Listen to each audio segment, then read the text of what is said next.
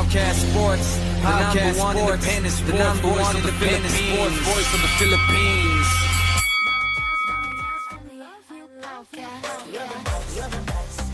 All right. Good morning. What's up, everyone? Fight fans, boxing fans, welcome back to another episode of the Powcast Sports podcast. This time, we're going to have to talk about boxing. There's a lot of things that happened today in boxing.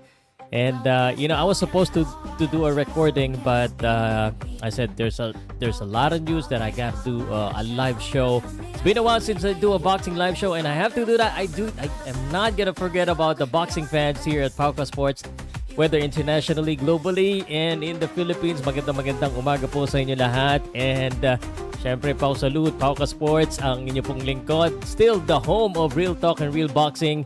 And I'm coming to you live today. It's a Friday, January 23 ba? 2026. I actually wrote a script.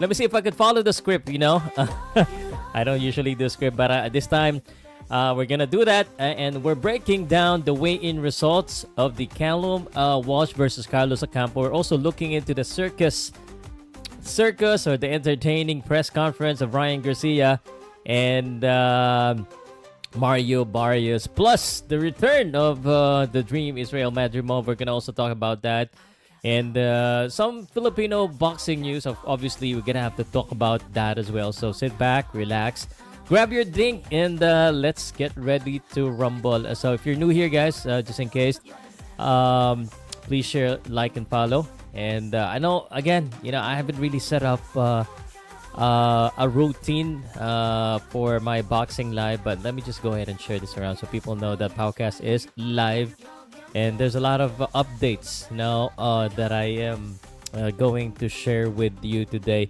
I'm actually fairly excited about boxing.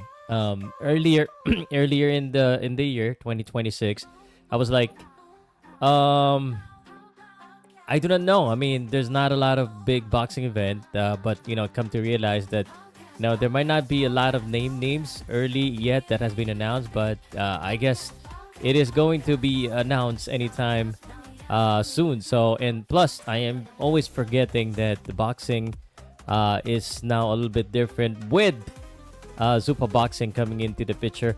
I do not know what's happening here, but let me just double check my live show. Am I currently live? Yeah, okay. I actually just received the restriction on Facebook for some reason again, and I don't understand what's happening with Facebook, but nonetheless, I am going to I'm gonna go ahead and share to you what we have here on the news. So thank you guys. All right. So let's start with talking about Zuffa Boxing 01 weigh-in with Walsh and Ocampo.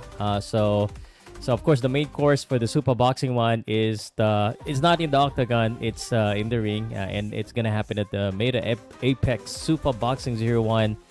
Finally is going to happen.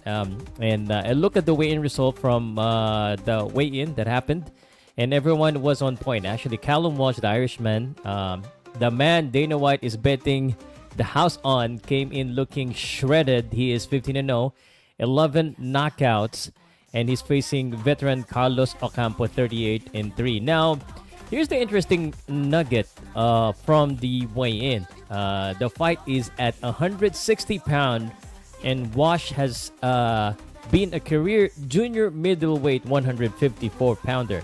But Zuffa is making a statement here.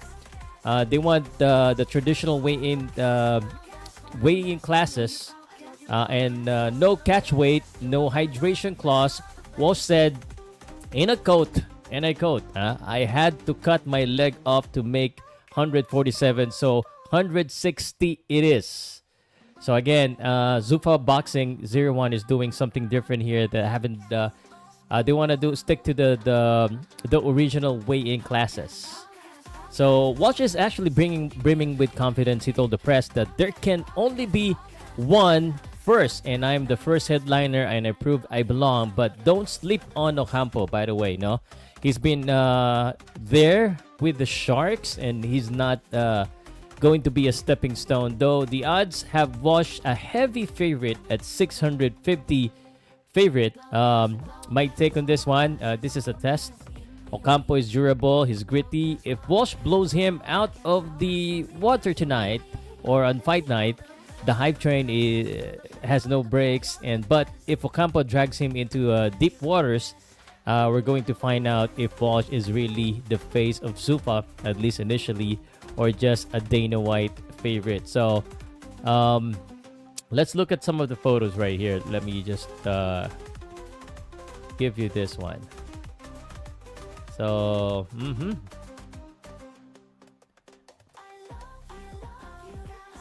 So this is the ceremonial weigh-in. The thing about Zuffa and UFC, they're doing the weigh-in UFC style. So I'm gonna go ahead and just show you this one. So it's like UFC style.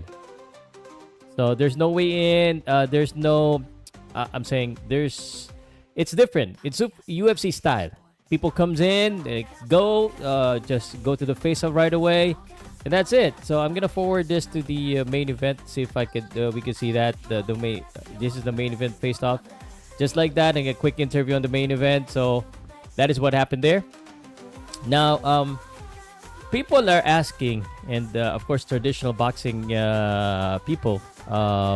There have been discussions about this, and since we're on the topic, a lot of purists are asking: is Zuffa Boxing actually good for us?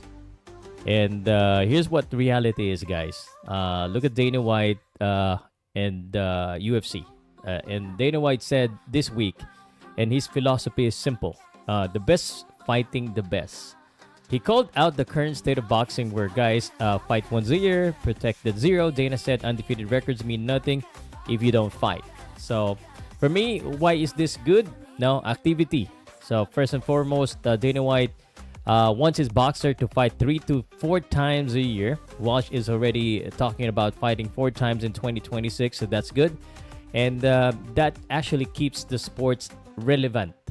So I think that's one good thing about what Dana White is or planning to do. The production, the Meta Apex actually look incredible at weigh-in and during fight day. I know it's not as big, and of course they have a partner now, which is the Paramount Plus. So I believe and I hope it's going to be a top-tier production. And hopefully, the main problem with boxing, as people would say, politics mostly. So they're trying to bypass the politics and sanctioning body and all that. Although the stance has changed since then because they wanted to do something different, but again, because of the rules, regulations, they could have just do that. The Muhammad Ali Act has been a big conversation about the issue about Dana White and Zuffa Boxing. So I guess for now, it's the status quo is the same. So they're gonna do the same thing as what other boxing promotions are doing. I actually saw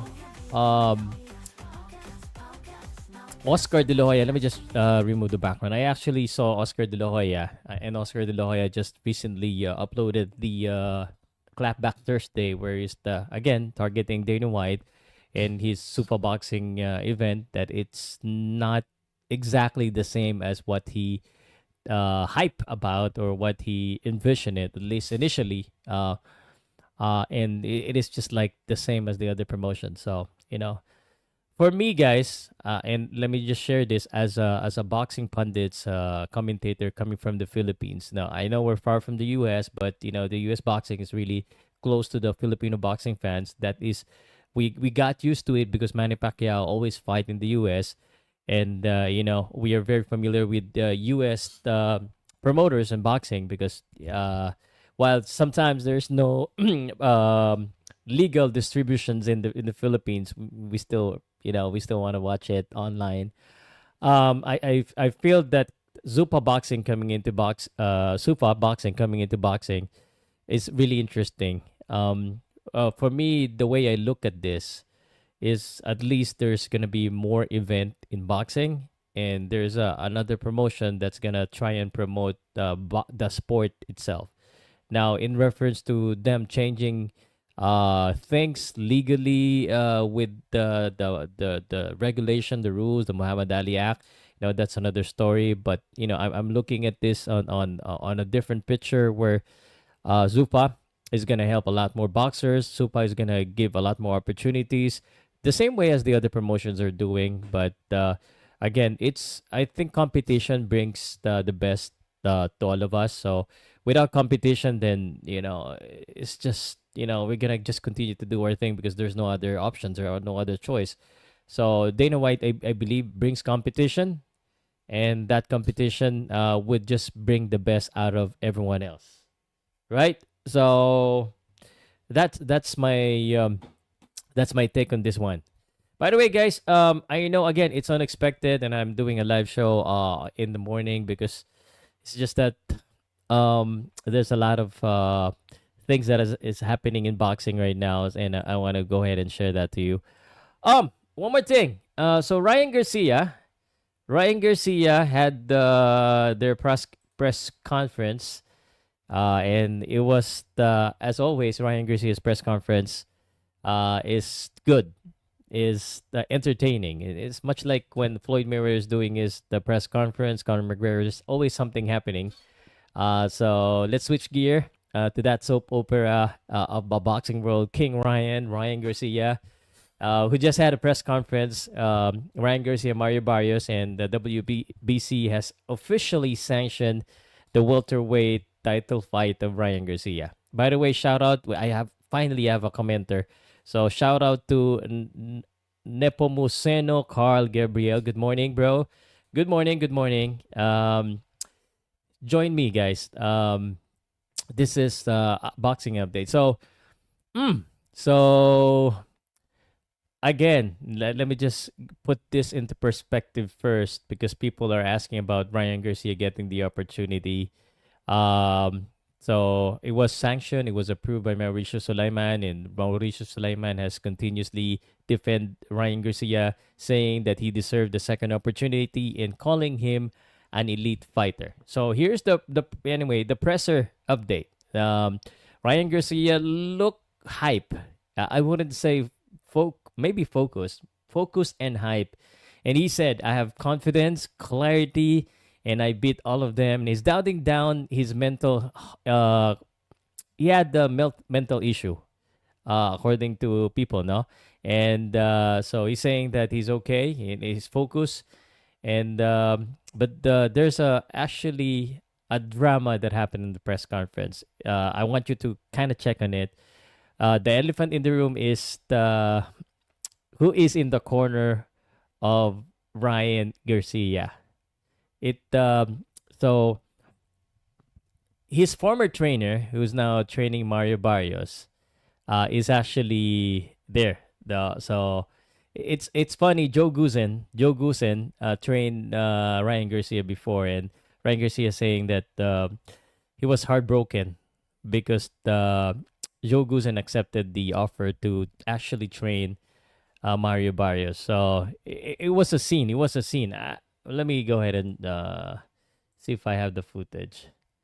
I don't think I do. I do not think I do. But here we are. Let me play this one. It's insane. You hurt my heart. Well, I'm still not. You broke my heart. So it's over. We're done. Again? We're done. Yeah, I'm breaking up with you again. No, how did I do that?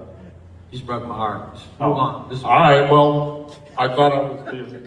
No, you were being. I thought I was being courteous and generous, and that's what I'm trying to be here. And I hope you don't take offense to it. It's cool. Because I don't ever want to offend fighters. I love what I do. I'm offended. Too late. I'm offended. You what? I'm offended already. I'm hurt. All right, good. I'm offended, hurt, all of that. All right. Okay. Well, look. I mean, I'm still not following it exactly, but all I can do is try to be gracious to you. Okay. And it's courtesy of Supreme Boxing, guys. And I got to support my guy, and that's what I'm doing. And I'm here 120% for Mario Barrios. It's business. It's always is. No, it's not always business. What about the love? There's no love. but it's not always business. There's a lot of There's no personal love stuff there. that goes down behind the scenes that nobody knows about. I get that. Yeah. But you know, at the end of the day, All the long car rides, all the long car at the end of the day, I long gotta work, don't I? gone. Yeah, okay. They never happened. All right, okay, exactly. All right. Anyway, I guess I'm gonna turn it over to the next person coming up. But you can see it's on. All right. So that was Ryan Garcia and his former trainer, Joe Guzan, going back and forth. So basically, the story there was Joe Guzan trained Ryan Garcia, I think, with the Tank Davis fight, where he lost that fight. And Ryan Garcia was saying that Joe Guzan wasn't available after the fight, and kind of take offense on that one. Maybe he felt like Joe Guzan didn't care for him. And now, here we are again. Joe Guzan is now on the other side of the fence and coaching against Ryan Garcia. And obviously, here's what I feel about this. You know what? I understand Ryan Garcia and how we feel about the former coach coaching the other fighters, especially the fighter that you're going to be fighting in a big fight, in a championship fight. You kind of feel like you're being betrayed because obviously Joe Guzan knows stuff about Ryan Garcia. He trained Ryan Garcia. So he probably knows some of the strength and the weaknesses of Ryan Garcia. And I think while also I understand Joe Guzan because it's normal. It's a job. You know, you got to feed your family. You got to take a job. You got to earn something. And whoever gives you the opportunity to fight or to train, you know, then you would consider it, especially if it's a big opportunity such as a title fight like this. So Mario Barrios from Bob Santos, Cheng's coach, and you know, for obvious reason, and even though they don't say it online, they don't say it on the press conference, I felt that one of the reasons why Joe Guzan was acquired or hired by Mario Barrios was because of his experience with Ryan Garcia. So, I mean, that's just a no-brainer. But again, it's all part of the show. It makes the fight interesting in a way because there's storyline, and I'm sure they're gonna talk more about this one. While you know, for some of us or for Joe Guzan, it's just a normal thing that happened boxing because it happens in all different sports, right? So they try to make it big. They try to sell that, and you know, it's sold. But that's the way it is. Boji, Ryan Garcia looks focused. Let's see if he can transmute this into performance. Yeah, that's another story. That is another story. By the way, I do want to share this to you because this weekend, it's not just Zuffa Boxing that's gonna be there. There's gonna be the Murata fight. And there's a lot of boxing that's gonna happen this weekend. Boxing and UFC. Of course, UFC is gonna hold their event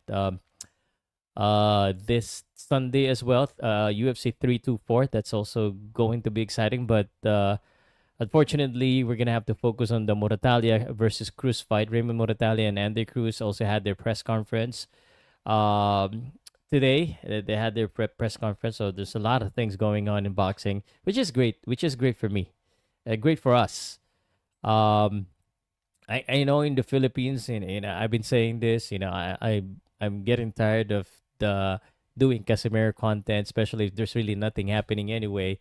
So might as well just focus on, you know, the valuable stuff, the stuff that we really can share or learn something. You know, the real relevant type of things. Okay. So anyway, aside from that, let me just go ahead because I purposely did a live so I could go ahead and just share stuff to you. Guys, if you have any questions, do let me know. I think I got for the 13 viewers on YouTube, here's what I'm gonna do. Okay? So I'm gonna try and do a live show around 9 o'clock every morning instead of just recording it.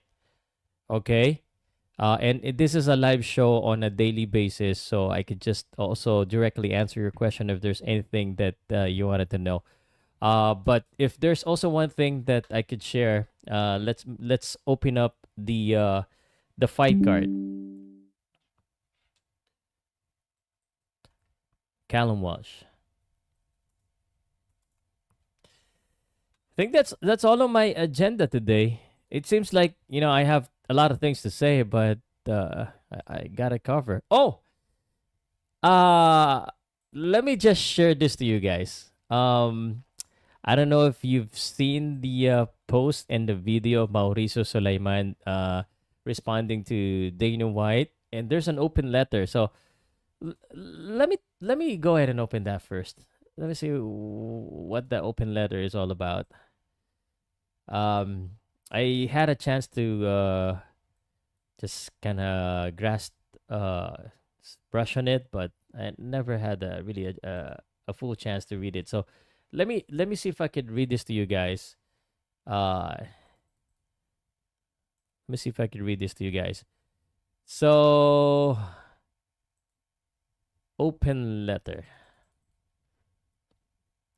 Okay, it doesn't seem. Which one is the first one?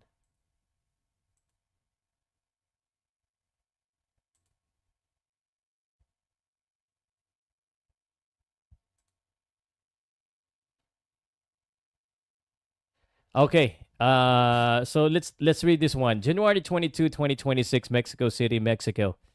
Everything is going to be all right. Unfortunately, our sport is currently in the headlines all over the world, but for the wrong reasons. A powerful entity worth billions of dollars is shouting in an attempt to make itself heard regarding its intent to enter boxing and dominate the sport while eliminating promoters and sanctioning organization.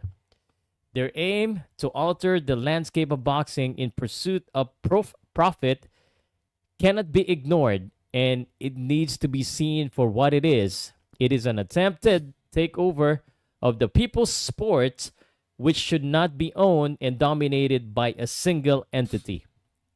Those efforts include spending millions of dollars to modify and introduce new laws in the United States of America, and they have used money and influence to buy testimonials and promote scripted interviews on networks that they own. Money can buy many things, however, no one is rich enough to buy back their past or erase their actions, which are facts. Glory, history, reputation, service, integrity can never be bought in it is as simple as that. Boxing is the greatest sport in the world. It is the one that offers opportunities to those who come from humble beginnings and overcome obstacles, hoping to become someone in life.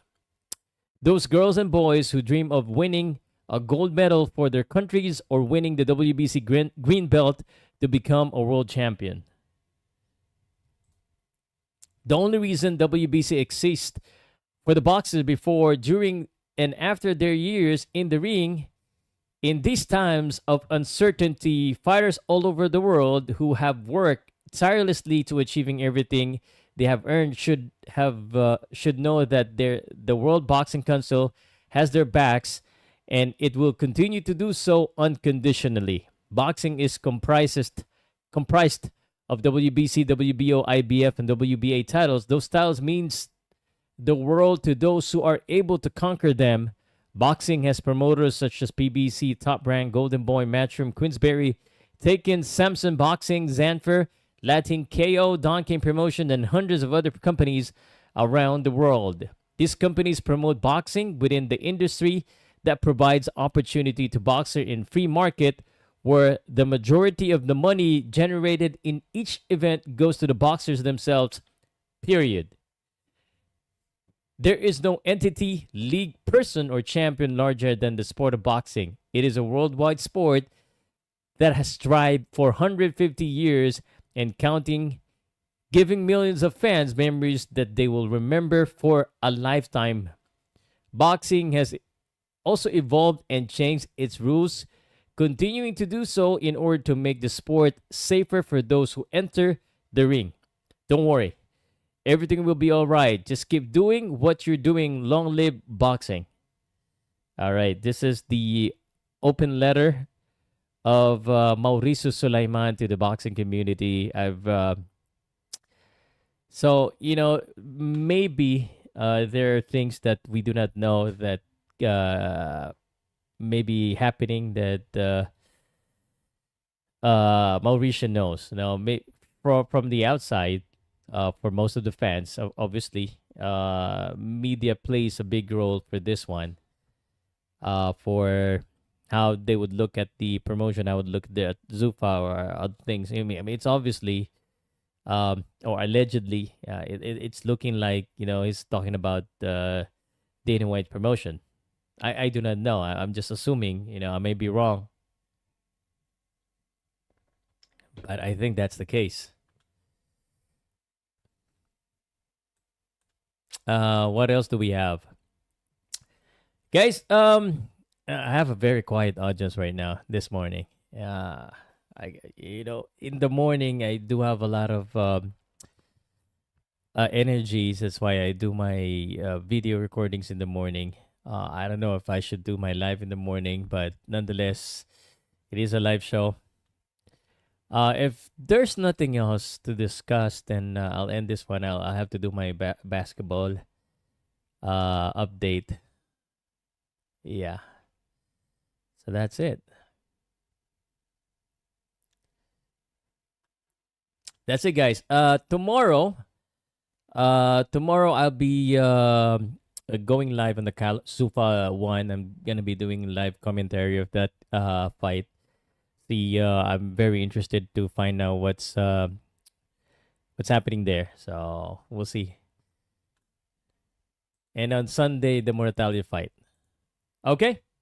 So I guess I'll see you there, and have a great day, and bye, guys.